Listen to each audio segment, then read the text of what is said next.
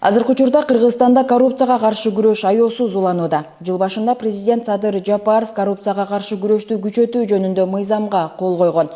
Анын жыйынтыктары кандай болууда? Бул боюнча министрлер кабинетинин төрагасынын орун басары УКМК төрагасы Камчыбек Ташиевден маек алмакчыбыз. Саламатсызбы? Бүгүн бүткүл дүйнөлүк коррупцияга каршы күрөшүү күнү. Негизи эле ушул Кыргызстанда коррупцияга каршы күрөшүүнүн жыйынтыгы кандай болуп атат? Анын алкагында кандай иштер аткарылды? Өзүңүздөргө жакшы белгилүү болгондой, бул коррупция күнүнө карата эмес, бирок мамлекетибиздеги коррупцияга каршы күрөшүүнүн жыйынтыгын 2025 жылдын аягы келе атат. Биз да чыгарууга белсенип отурабыз. Быйылкы жылы ушу коррупцияга каршы күрөшүү негизинен өтө мындай орчундуу, олуттуу жана мамлекетибиздин тарыхында болуп көрбөгөндөй чоң күрөштү жаратты. Өзүңүздөр жакшы билесиздер, коррупция бул кайерсиз жерде. Коррупция бул жөнөкөй адамдардын арасында эмес. Бул эми коомубузда жөнөкөй адамдардын арасында коррупцияны жараткан негизинен мамлекеттик органдар. Мамлекеттик органдардын арасындагы ушу коррупцияны жөнгө салуу, коррупцияны жоюу, жөнгө салуу же болбосо кайсы бир деңгээлде ошону иреттөө бул биздин негизги милдеттерибиздин бири. Өзүңүздөр жакшы билесиздер, мамлекеттик органдардын арасында коррупция негизинен бюджеттик каражаттарды бөлүштүрүүдө, аларды пайдаланууда жана алардын жыйынтыгын чыгарууда көп нерсе билинет. Андан сырткары кызматтык абалдан пайдалануунун негизинде жана жеке өзүнүн кызыкчылыгына ошол бюджеттик финансылык каражаттарды өзүнө ыйгарып алуунун негизинде башталат да коррупция негизинен.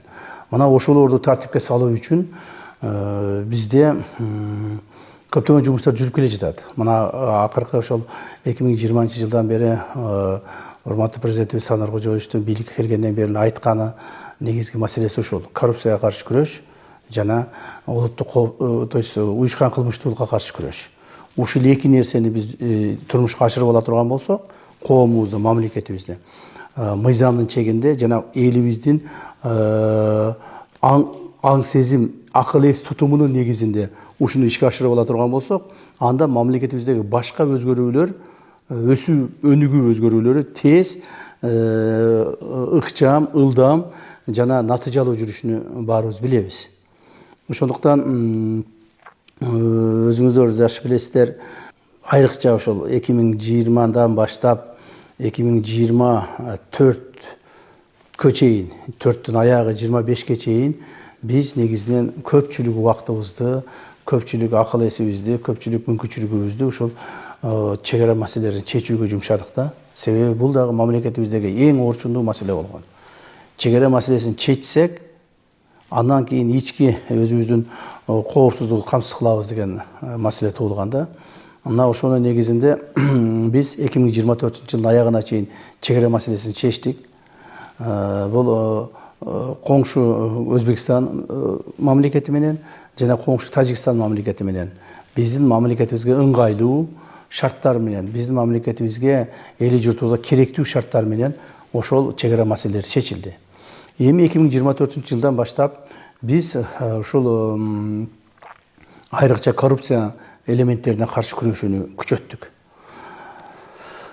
2024, 23, 24 жылдардан баштап иштегенибиздин натыйжасында көптөгөн ууруларды, коррупционерлерди, зыянкечтерди, коомубузга, мамлекетибизге зыянын тийгизген адамдарды биз жоопко тарттык. Жана алардын мал мүлкүн, алардын каражаттарын, алардын ошол мыйзамсыз пайдаланган, менчиктештирип алган мүлктөрүнү биз мамлекетке кайтардык.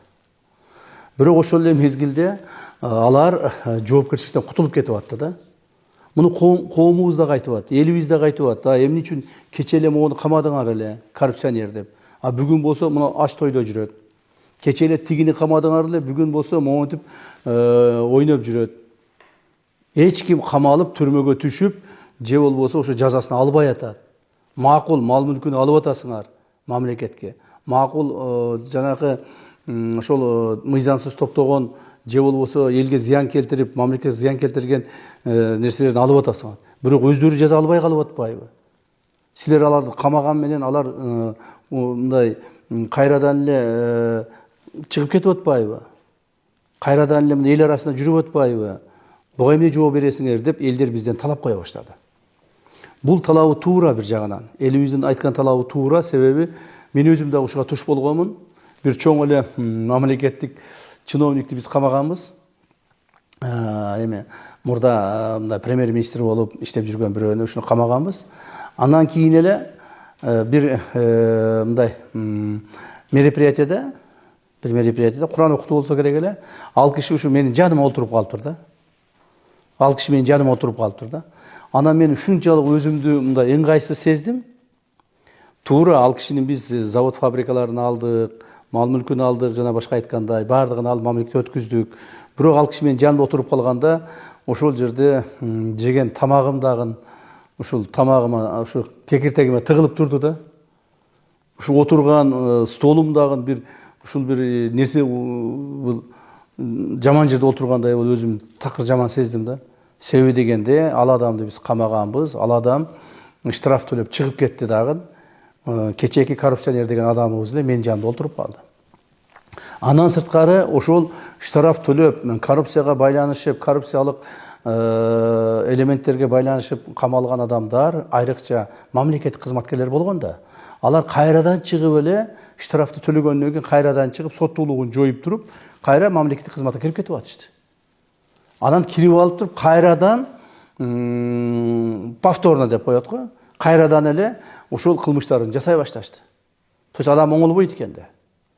Демек, биз бул жерде ойлондук, биз кайсыл бир орчундуу чараларды колдонушубуз керек. Орчундуу чараларды колдонбосок, бул биздин жасаган жумушубуз финансылык жактан, мал мүлк жагынан пайдасын бергени менен элдин аң сезими тарабынан, ошол коррупцияны жасаганды токтотуу тарабынан көп натыйжа бербей аткандыгын биз да сездик да. Ошон үчүн эмне кылдык? Ошон үчүн урматтуу президентибиздин менен чогуу биз ошо коррупцияга каршы, коррупция элементтерге каршы статьяларды өзгөртүүнү жана бир топ мыйзамдарга чоң өзгөртүүлөр киргизүүнү чечим кылдык. 2024-жылдын аягына чейин ошол мыйзамдарды иштеп чыктык жана кабыл алдык. Президентибиз 2024-жылы 30-декабрда ошол мыйзамга кол койду. Ал мыйзамда эмне деп турат? Эгерде ушуга чейинки мыйзамдарда, айрыкча коррупция элементтерине каршы күрөшүү мыйзамдарында 14-15 статья бар. Так, ошол ал статьяларды айтып берем азыр.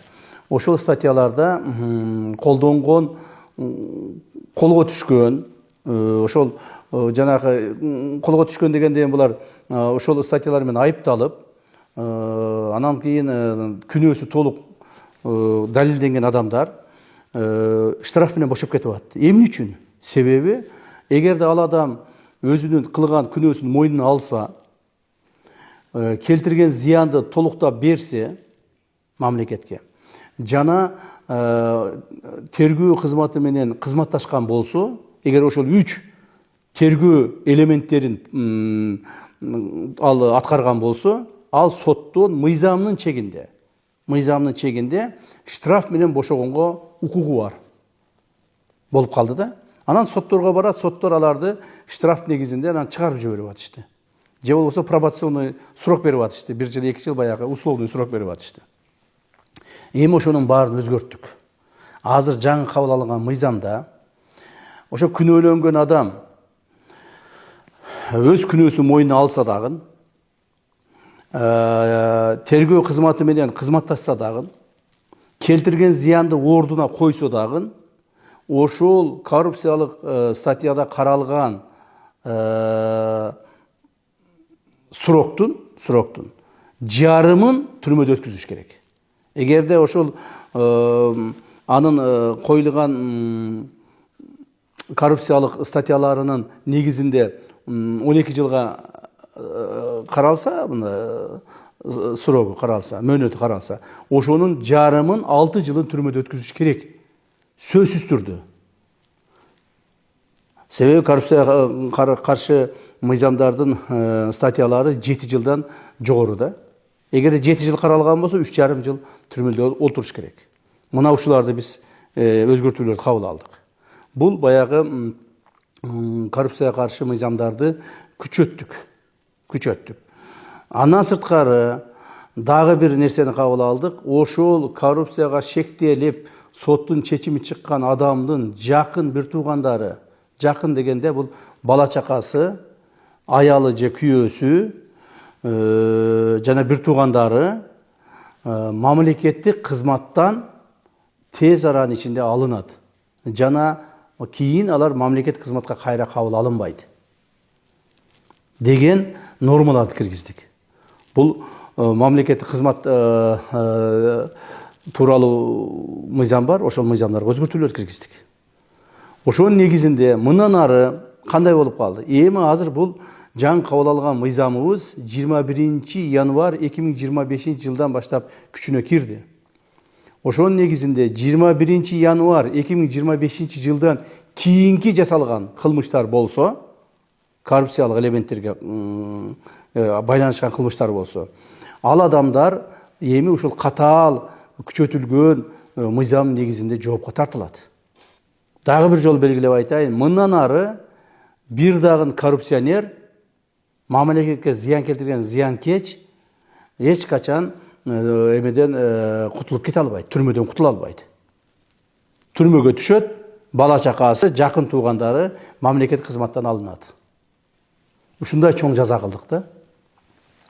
Ошону менен быйылкы жылы ошол коррупцияга каршы күрөштү жаңы мыйзам менен 2025 жылы аягына чыгарып атабыз.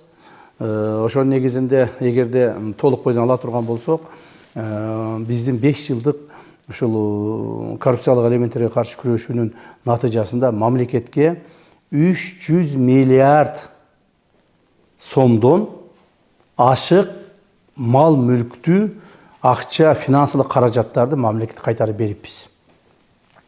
1000ден ашык ар түрдүү ишкана, мекеме, объектилерди кайтарып бериптирбиз. 30.000 гектардан ашык жерди кайра мамлекеттин менчигине кайтарып бериппиз. Булар эмне үчүн ушунчалык чоң масштабтагы коррупция Кыргызстанда болуп кеткен? Эмегер ушуга көз жүгүртүп ушул боюнча ойлоно турган болсок, эң негизги маселе бул мамлекеттик мүлктү менчиктештирүү аркылуу талаптануу маселеси башталганын билесиздер. Бул маселе 1992 жылдан 92-93 жылдардагы баягы эгемендүүлүктү алгандан кийин мамлекеттик мал мүлктү приватизацияга берип, менчиктештирүүгө өткүзгөндөн кийин ушунчалык мамлекетти талаптануу күчөгөн.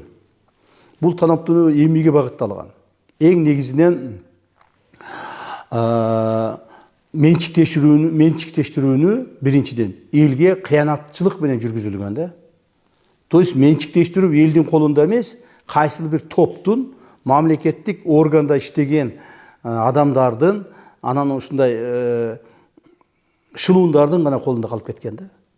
Элибиз 20, 30, 50 жылдап топтогон байлыкты, мал мүлктүн бардыгын ушу шылуундар менчиктештирип алган. Ошонун негизинде мамлекет жакырланып кеткен. Анан ошол менчиктештирип алган эми ал эле мыйзам менен жасашкан да. Бирок ошол менчиктештирүү маалында негизинен мыйзамдар бузулган. Кайсыл мыйзам бузулган? Менчиктештирүүдө эң негизги туура бир талап коюлган да. Ошол менчиктештирип алган ишкана, мекеме өзүнүн профилинде иштеш керек. Мисалы, автобазаны алдыңбы? Ошол автобаза элге автобаза катары кызматын көрсөтүш керек. Сен бир заводду алдыңбы? Ошол завод элге жумуш орун камсыз кылыш керек дагы. Ошол жерде завод катары пайдаланып, анан ары өнүгүш керек. А булар эмне кылат? Булар автобазаны алат, жерини кесип сатат, машиналары, техникаларын такыр эле жок кылат, завод фабрикаларды алат, завод фабрикалар талкалашып имараттарын аны сатышат. Ал эми жерлерин бөлүп базар кылышат. Мына ушинтип отуруп мамлекеттин мүлктү, элдин мүлкүн талаптанышат. Эми ошол мүлктөрдү биздин негизги милдетибиз болгон, элибиз ушул боюнча билесиздер сайрап эле келген, ыйлап эле келген ар дайым эле. Эмне үчүн ошо мамлекеттик мүлк мына завод талкаланып кетти, эмне үчүн бул жак талкаланып кетти деп. Керек болсо завод, фабрикалар, өндүрүштүк гана ишканалар эмес, социалдык объектилер да менчиктештирилип кеткен. Кээ бир жерлерде мектептер, бала бакчалар, ооруканалар ошолордон бери менчиктеп алышкан.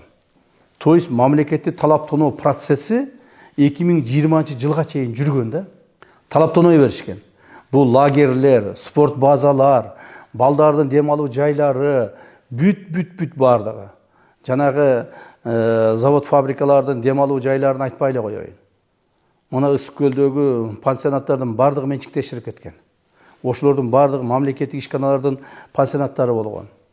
Мына бардык мамлекеттик органдардын, министрликтердин пансионаттары болгон, МЧСтин пансионаты болгон, Минздравдын пансионаты болгон, экономика министрлигиники болгон, энергетика министрлигиники болгон. Ошолордун бардыгын талап тоноп адамдар өздөрүнө алып алган да. Бул деген мамлекетти өтө алсыздандырган. Мамлекеттин колунан эч нерсе келбей калган. Алсыз болуп жатып алышкан да. Ошентип мамлекеттик мүлктү талап тоноодон кийин эми ошо мамлекетти ичиндеги уюштуруу иштери дагы өтө начар акыбалга келген да. Уюштуруу иштери да министрликтерде, ведомстволордо, мамлекеттик ишканаларда, мына күч түзүмдөрүндө бардык эле жерде ошол бир гана нерсени ойлоп калышкан: жеке өзүнүн байыбысы кантип, кайсыл жерден ушул өзүнө байлык топтош керек. Ошону гана ойлоп калышкан да. Ал эми мамлекеттин өнүгүүсү, эртеңки келечеги, ошол ишкананын келечеги, ошол ишкананын эртеңки мамлекетке кызмат кылуусуна шарттары ал боюнча ойлобой калышкан. Мен башкасын айтпайм, мына Улуттук коопсуздук мамлекеттик комитетин эле. Улуттук коопсуздук мамлекеттик комитетинде биздин кызматкерлердин иштөө орундары жок болгон. Мисалы мына айтып коеюн, Сузак районунун райондук бөлүм библиотекага окшогон бир жерде отурган. Базакоргон райондуку соттун имаратында отурган, бир бурчунда, 2 комнатасында. Нокен районуку маданият үйүнүн бурчунда отурган. Ташкөмүр шаарыныкы бир менчиктештирилген бир үйдө отурган. Алабуканыкы мисалы барсаң, мен киргенимде биринчи барган, үстүнөн тамчы өткөн, ичи сыз талкаланган бир үйдө отурушкан. Так, мына бардыгыны ушундай болгон. Бардык жерге барса. Жалал Абад облустук Улуттук коопсуздук мамлекеттик комитетинин имаратына барсаң, 1 комната, 2 комната, 1 этаж, жарым этаж кошуп отуруп, ал жер өзүнчө эле бир мындай бир кептеркана болуп калган. Машина кирсе чыга албайт. 20 соток мында кичинекей, 20 соток эмес, бир 12 соток жерде болгон. То есть иштегенге эч кандай ыңгайсыз. Мамлекеттин коопсуздугун камсыз кыла турган органдын иштөө жери жок болгон. Себеби мамлекеттик жетекчилер ошого көңүл бурган эмес, карашкан эмес. Мен башка ишканаларды айткан жокмун, эң керектүү ишкананы айтып атам. Ушул эле акыбал республиканын бардык жеринде болгон. Бардык жеринде республикада ушундай болгон акыбалы. Так, мына ошолордун бардыгын кайрадан куруп чыгыш керек болчу. Аны үчүн биз негизги маселебиз коррупция менен күрөшүшүбүз керек. Ушунун бардыгы келип отуруп тамыры коррупцияга илешет.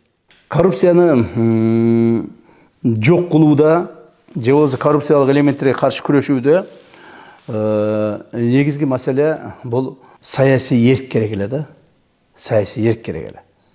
Урматтуу президентибиз Садыр Кожоевич ошол айтты. Менде саясий эрк бар. Менин жаныма эми ошол менин саясий президент катары саясий эркимди ишке ашыра ала турган адамдар керек деп ушундай чечкиндүү кадамга барды да. Анан ошол президентибиздин коррупциядан күрөшүү саясий эркини биз ошо ишке ашырдык деп ойлоймун бүгүнкү күндө. Бүгүнкү күндө ошо ишке ашыруунун негизинде мамлекетибизде коррупциялык элементтер азайды. Азыр мамлекеттик органдардын арасында коррупция кылуудан жок дегенде айбыгып, мыйзамдан коркуп, токтоп калышты да. Эми ушул процессти биз мындан ары өнүктүрө бере турган болсок, коомубуз, мамлекеттик органдарыбыз ушуга көнөт. Коррупция кылбай жашаганга мүмкүн экендигине көнөт.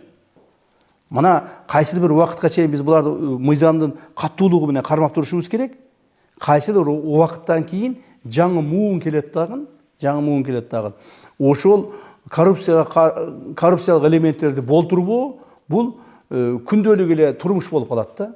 Күндөлүк эле көнүмүш турмуш болуп калат. Мына башында мага да чоочун карап жүрүштү. Бул эмне деген?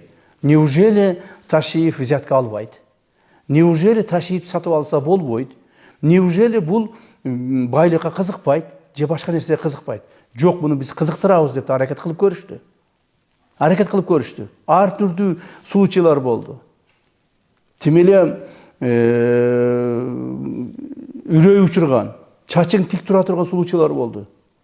Менин үйүмө чейин коробка акчаларды көтөрүп келгендер болушту. Мына ушуну чечип бериңиз деп. Аларды чечмек тургай кайра өздөрүн жазалап, каттуу жазалап. Ошондон кийин алардын бардыгы бир жагынан түшүнүштү. Мына башында баягы ушу коррупция менен күрөшөбүз деп биз буларга каттуу, аеосуз күрөш ачкан маалда бизди жаман көргөндөр да көбөйгөн. Ой, калп эле бизди жаман көрсөтүп токтоп калар бекен деп бизди коррупционер деп да чыгарды, пара алгыч деп да чыгарды, ар нерсе деп чыгарышты. Бирок акыр аягына келгенде коомубузда бүгүнкү күндө коомубуздагы мындай ишенип калды. Биз чынында коррупцияга каршы күрөшүүнү алдыбызга максат кылып койгонубузду, мамлекетибиздеги түзүлүштү, акыбалды оңдошубуз керек экендиги биз максат кылып койгондугубузду коомубуз түшүнүп калды. Мындан ары дагы ошол коррупцияга каршы күрөшүүнү токтотпостон акыр аягына чыгарышыбыз керек. Эгерде Кудай буйруп, ден соолук берип, тынч тура турган болсок, мен ойлоймун, буквально уже 1-2 жылдын ичинде коомубуз такыр өзгөрөт деген ойдомун. Негизи эле ушул коррупция менен каршы күрөшүүгө мына аюусуз күрөш болгонуна карабастан канчалаган каражаттар, миллиарддаган каражаттар казынага кайтарылды. Бирок ошого карабастан бул эл аралык уюмдар тарабынан белгиленбей келет да. Анча ошого эмне себеп деп ойлойсуз? Эми мындай да, эл аралык уюмдар, кээ бир эл аралык уюмдар өздөрү коррупциялашкан. Муну ачык айтыш керек да. Мына азыр коррупцияга каршы мамлекеттердин рейтингин чыгарып жүрбөйбү? Ошолор биздин мамлекеттин, Кыргызстан мамлекетинин эл аралык уюмдардын арасындагы аброюн кайра түшүрүштү да. Бир нече жолу ылдыйга түшүрүштү да. Тепкичке ылдыйга түшүрүштү. Эми ал эч нерсени өзгөртпөйт. Эмне үчүн? Себеби биздеги 2020 жылга чейинки коррупциялык элементтер, коррупциялык акыбал менен азыркы коррупциялык элементтер менен коррупциялык акыбалды салыштыруу болбойт. Биз кыйла өзгөрдүк, коомубуз өзгөрдү, мамлекеттик органдар өзгөрдү. Коррупция деген мыйзамдарды катаалдаттык, токтоду. Да, бизде азыр коррупция бир ылдыйкы ченемдерде болуп атат, азыраак болуп атат. Бирок алар деле токтойт. Аларга деле азыр мыйзам таасирин берет. Биздин ишибиз, биздин кылган аракетибиз таасирин берет. Токтоду. Бирок биз чет элдик ошол коррупциялык рейтингди түзгөн уюмдар булар саясатташып кетишкен да. Бүгүнкү күндө мен мындай факты жөнүндө айтып коеюн. Бүгүнкү күндө Кыргызстан коррупцияга каршы күрөш, уюшкан кылмыштыкка каршы күрөш боюнча эң алдыңкы орунда. Мурдагы союз мамлекеттеринин арасында. Туура биз азыр европалык же башка өнүккөн өлкөлөрдүн деңгээлине чыга элекпиз. Анын үчүн биздин экономикабыз көтөрүлүш керек. Анын үчүн биздин аң сезимибиз өзгөрүш керек. Бирок биз ошого багыт алдык. Биздин рейтингибиз бүгүнкү күндө кыйла жакшырыш керек эле. Бирок аларга анын кереги жок болуп атат. Ошондуктан биз алардын берген баасына карабастан өзүбүздүн күчүбүздү мындан дагы күрөшүбүздү күчөтө беребиз. Мамлекетибиздеги коррупциянын деңгээлин азайтыш эмес, биз коррупциялык элементтер такыр жоёбуз. Биздин алдыбызга койгон максатыбыз боюнча 2026 жылдын аягына чейин коррупциялык элементтер Кыргызстанда өтө мындай ылдый акыбалга түшөт. Биринчиси бул билесиздер 2020 жылга чейинки биздин жүргүзгөн мониторингдорубуз негизинде коррупциянын деңгээли 70-80% тегерегинде болгон. Кайсыл ишканага барба, кайсыл мамлекеттик органга барба, күч структураларына барба, кайсыл ишти аткарба, бардыгы коррупция аркылуу гана бүтүп турган. Пара алуу, пара берүү, кызматынан кыянаттык менен пайдалануу, акча бербесең ишиң бүтпөйт, акча бербесең жумушуң алдыга жылбайт, акча бербесең мамлекеттик кызмат сага кызмат көрсөтпөйт, жана акча бербесең өзүң издеп жүргөн акыйкатты таба албайсың болуп калган да. То есть 80%ке чейин мамлекет коррупцияга илешип кеткен. Бүгүнкү күндө коррупциянын деңгээли 30%ке чейин түштү. 30%ке чейин түштү. Бирок бул чек эмес биз үчүн. Биз үчүн коррупциялык элементтер 10%ке түшкөндө коомубузда дээрлик коррупция азаят. Жок болуп кетпейт, бирок дээрлик азаят. Коррупциянын жоктугуну бардык элдер сезе баштайт. Мына ошондо гана биз максатыбызга жетебиз. Ошондуктан бул максатка жетүү биздин дагы алдыбызда турат. Биз буга аракет кылабыз. Буюрса ишибизди улантабыз. Негизи ушул коррупция менен күрөшүүдө кимдер утат, кимдер утулат? Эми коррупцияга каршы күрөшүү учурунда өтө көп олуттуу маселелер көтөрүлөт. Мен мына бир нерсени айтып коеюн. Бул коррупцияга каршы күрөшүү бул жөнөкөй эле бир кылмышка каршы күрөшүү эмес. Бул жөнөкөй эле бир мафияга каршы күрөшүү эмес. Бир топко каршы күрөшүү эмес. Коррупцияга каршы күрөшүү дээрлик бир доордун катмарына каршы күрөшүү. Доордун катмары деген эмне? Мына мен айтып коеюн, жана башында айтып өтпөдүм, мамлекеттикти мүлктү менчиктештирүү. Ошол нерсеге кимдер катышкан? Ошол маалдагы мамлекеттик чиновниктер, азыр менен капа болушпасын, ошол маалда мамлекеттик чоң кызмат тарта иштеп жүргөн адамдардын бардыгы коррупциялык элементтерге катышкан. Себеби мамлекеттен менчиктештирип алышкан мал мүлктү. Ошо мал мүлктү менчиктештирип алып туруп, ошонун эсебинен байышкан. Ошонун эсебинен мына 20-30 жылдан бери байып келишти. Так. Анан ошолордун бардыгын биз келип, мыйзамга такап, мыйзамдын негизинде алардан биз тартып, мүлктөрүн алып мамлекетке өткүздүк. Ошолордун баары бизди жакшы көрүп атабы? Жакшы көргөн жок.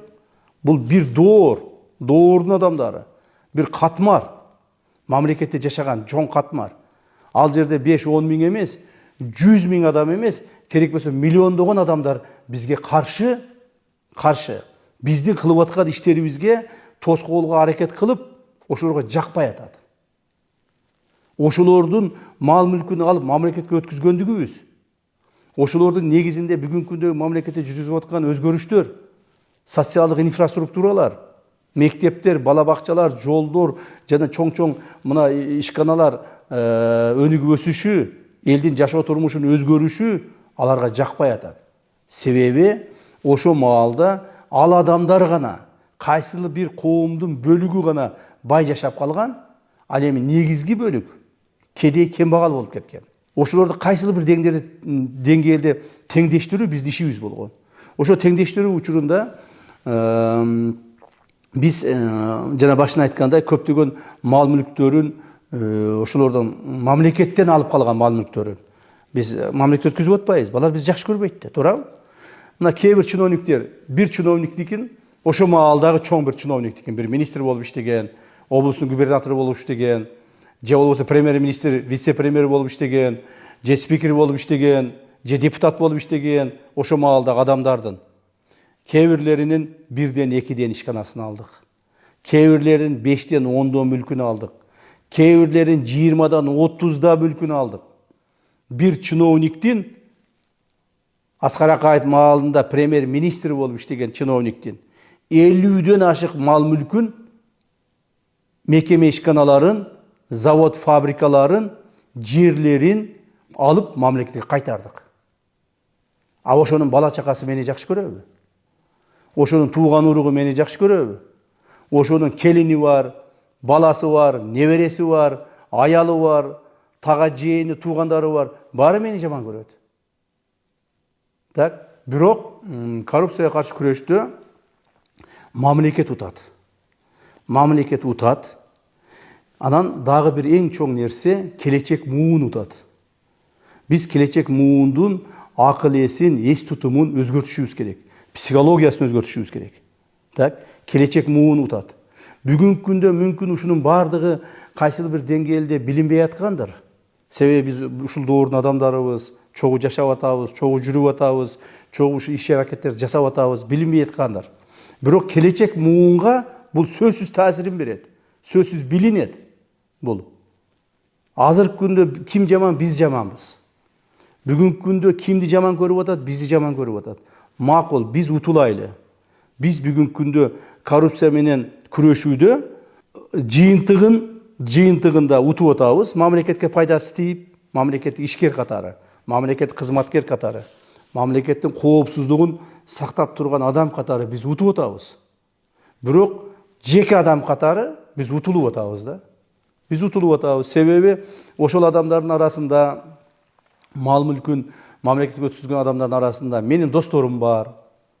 Кээ бирлерде менин туугандарым да бар. Кээ бирлерде мен чогуу иштеп жүргөн адамдар бар. Ошол менин досторумдун достору бар. Досторумдун туугандары, кайнаталары бар. Так? Ошон үчүн бизге өтө оор.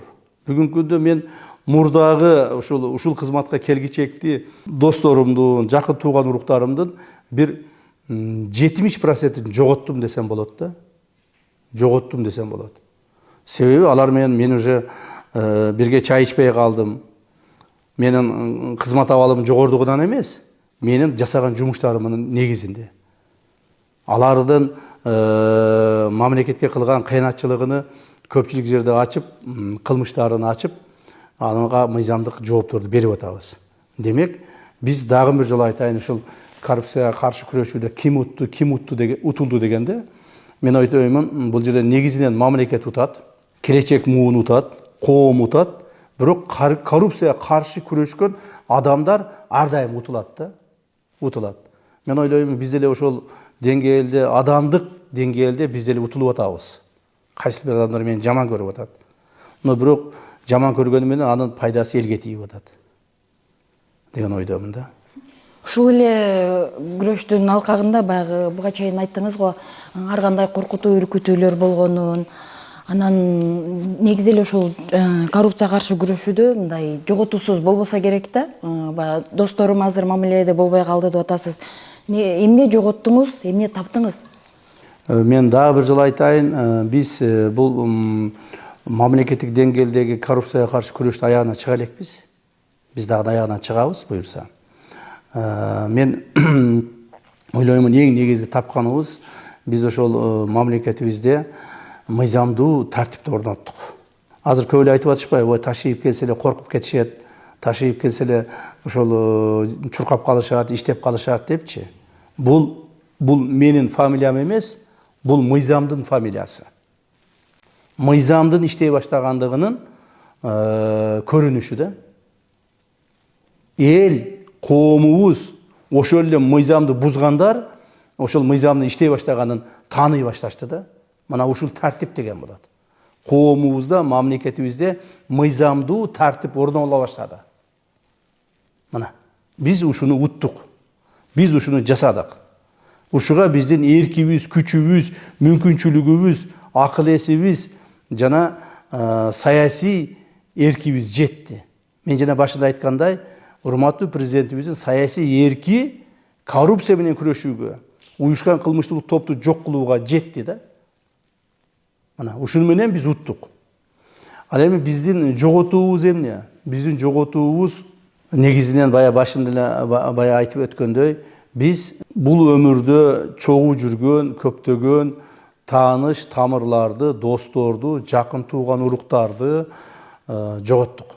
Себеби алар, мен билем, көптөгөн мен өзүм жакындарым деле камап салбадымбы. Мына мен азыр айтайын сизге, ачык эле айтайын. Бүгүнкү күндө менин бир кудагыйым түрмөдө турат. ГКМдын СИЗОсунда турат. Эмне үчүн? 2022-23 жылдары кылган кылмыш үчүн. Ошону чыгарабыз деп мага кимдер гана келбеди. Бир тууган агам, ошонун кудагыйы, баласынын кайненеси. Бир тууган агам, башка туугандарым, тияк бияктар бүт баары келишти. Мен эч кимсе жол бербедим. Ал олтурат, жана ал мыйзамдуу жазасын тартыш керек да. Эгерде мен ошол кишиге мыйзамдуу жазасын бере албасам, башка адамдар мага ишенбейт. Например, бир тууган агамдын баласы бир гайни сөгүп койгон экен, аны алып барып камадык. Эгерде мен аны камабай турган болсом, ал бир агамдын баласы бир гайни сөгүшү мүмкүн. Экинчиси бар прокурорду сөгүшү мүмкүн. Үчүнчүсү бар акимди сөгүшү мүмкүн.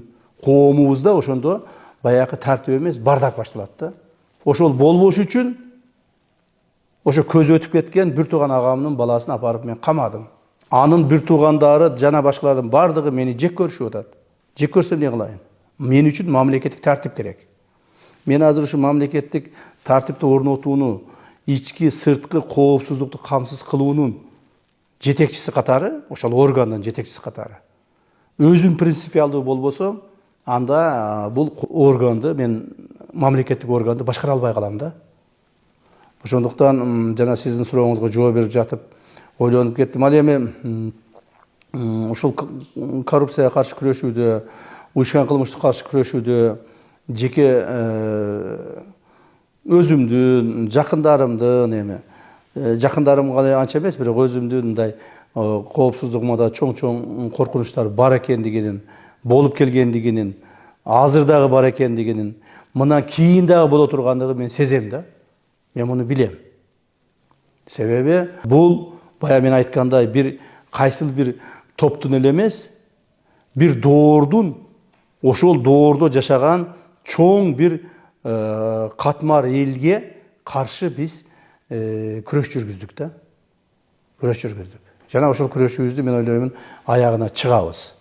Биздин улуттук коопсуздук мамлекеттик комитетинде мамлекет деген, мамлекет үчүн жанын берип, мамлекет үчүн берилгендик менен кызмат кылып, мамлекет үчүн турабыз, мамлекетибизди алдыга жылдырып, мамлекетибизди тазалап, мамлекетибизди жакшы мамлекеттердин катарына кошобуз деген менин кызматкерлерим өтө көп. Жана мен ошолорго ишенемин, ошолор менен чогуу ушул жумушту аткарып атабыз. Мына өзүңүздөргө жакшы белгилүү болгондой, биздин коррупцияга каршы мыйзамдарыбыздын 14 статья бар, бизде 14 статья бар биздин кылмыш жаза кодексинде. Ошолорду мен бирсе атап коеюн.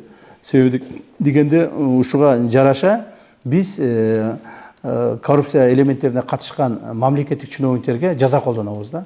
Бул мисалы мына 336-берене коррупция беренеси, 337-берене кызмат абалын кыянаттык менен пайдалануу, 338-берене бийликтен аша чабуу, 338-берене биринчи пунктунда мыйзамдуу ишкердик ишине тоскоолдук кылуу, 339-берене билип туруп пайдасыз контракт түзүү, 340-берене мыйзамсыз баюу беренеси, 341-берене кызмат адамынын ишкердик ишке катышуусу, 342-берене пара алуу, 343-берене опузалап пара алуу, 344-берене пара алууда ортомчулук кылуу, 346-берене кызматтык жасалмачылык, 347-берене паспорттук мыйзамсыз берүү, жана 348-берене шалакылык. Бул деген ушул беренелер менен, ушул 14 берене менен биз коррупцияга каршы күрөшүүнүн мыйзамдарын күчөттүк да. Эгерде ушул беренелер менен, ушул 14 берене менен түшкөн мамлекеттик кызматкер, чиновник, муниципалдык кызматкер боло турган болсо, мыйзам чегинде катаал жазаларын тартышат.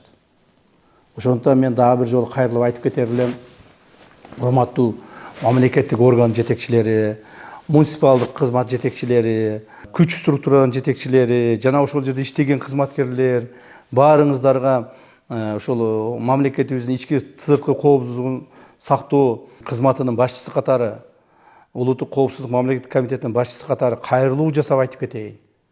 Бул коррупциялык элементтерден, коррупциялык беренелерден түшүп калбаш үчүн сөзсүз түрдө таза иштегиле. Эгер таза иштей албасаңар, мамлекетке таза кызмат кыла албасаңар, принципиалдуу боло албасаңар, бала чакаңарды ошол таза эмгек пешенеттер менен бага албасаңар, анда мамлекеттик кызматтан бошонгула. Ачык айтайын. Бошонуп, өзүңөрдүн бизнесиңерди кылгыла, ишкердик менен алектенгиле, жана көбүрөөк акча тапкан жака баргыла. Мамлекеттик кызматта туруп, ушул мыйзамдарга, катаал мыйзамдарга туш болуп калсаңар, анан кийин дагы ыйлап келбегиле. Тууган уруңарды, бала чакаңарды, жакындарыңарды азапка салбагыла. Эгерде колуң туткак болсо, коррупциясыз жашай албасаң, анда кызматтан бошон. Мына азыр бир нече мамлекеттик органдын жетекчилери, кызматкерлери отурушат. Мыйзамды бузуп, ошол коррупцияга элементтерге аралашкандан кийин тууган уруктары келет. Ал андай эмес эле деп. Мына азыр бир апабыз бир 3-4 жолу кайрылды интернет аркылуу. Ушуну мисал кылып айтып коеюн. Кара Балта шаарынын мурдагы мэринин апасы. Ошол апабыз кайрылган сайын менин жүрөгүм ооруйт. Ошол апабыз айткан сайын мен ушул чын айтканда апанын акыбалын көрүп туруп ыйлагым келет. Бирок ошо Кара Балта шаарынын мурдагы мэринин кылган кылмыштары тергөө амалдарынын негизинде толук такталып, азыр сотко өткөзүлүп берди. Эми ал бала жаңы мыйзамдын негизинде, катаалданган коррупциялык мыйзам негизинде өзүнүн жазасын алыш керек. Аны эми сот чечет. Канча жаза берет, аны сот чечет. Бирок ошол эле мезгилде мына ушундай акыбалга ата-энени, апаларыбызды, бир туугандарыбызды, балдарыбызды салбашыбыз керек. Дагы бир жолу кайрылып коеюн. Мамлекеттик, муниципалдык, укук коргоо, күч түзүмдөрүндө иштеген биздин кызматкерлер. Эгерде коррупциясыз иштей албасаңар, кызматтан бошоп, башка ишке баргыла. Бирок коррупция менен колго түшкөндөн кийин ыйлап келбегиле. Коррупция менен колго түшкөндөрдүн бардыгын катаал жазасын беребиз. Мени жакшы көрөсүңөрбү, жаман көрөсүңөрбү, мен мамлекет үчүн иштеп атам, мамлекет үчүн аягына чейин иштейбиз. Бизге коюлган, президент тарабынан коюлган тапшырма ушундай.